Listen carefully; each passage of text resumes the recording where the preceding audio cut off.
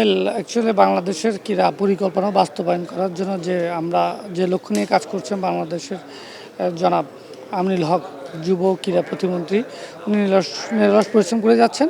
ওনার পরিকল্পনা বাস্তবায়নে আজকে যে কমিটিটা এসেছে তারা বাংলাদেশে কিছু 7টা উপকমিটি গঠন করেছে। এই 7টা উপকমিটির মধ্যে বাংলাদেশের ক্রীড়াঙ্গনের কিছু পরিকল্পনা বাস্তবায়ন করা হবে। আর বাংলাদেশের ফেডারেশনগুলো যে আছে, ফেডারেশনগুলোর একটা কমিটি অলরেডি 1 বছর অধিক করা, এগুলো অলরেডি কোনো নির্বাচনী কার্যক্রম বা উদ্যোগ নেয়নি। তার দরুন এখানে বাংলাদেশের ক্রীড়াঙ্গনকে আবার গণতান্ত্রিক প্রক্রিয়ায় এবং বাংলাদেশের ফেডারেশনগুলোকে আবার জাগরণ সৃষ্টির লক্ষ্যে নতুন করে একটা কমিটির বর্তমান যে কমিটির সদস্যবৃন্দ রয়েছেন তারা সুপারিশ করেছেন। এই সুপারিশের মধ্যে 26টা কমিটি অলরেডি জমা হয়েছে, বাকিগুলো পর্যায়ক্রমে হবে এবং এই একটা কমিটি আগামী 3 মাসের মধ্যে নির্বাচন অনুষ্ঠিত করবে। এটি অলরেডি এনএসসিতে সাবমিট করা হয়েছে। ওনারা ওনাদের সময়মতো এটা দিয়ে দিবেন, কমিটি দিয়ে দিবেন।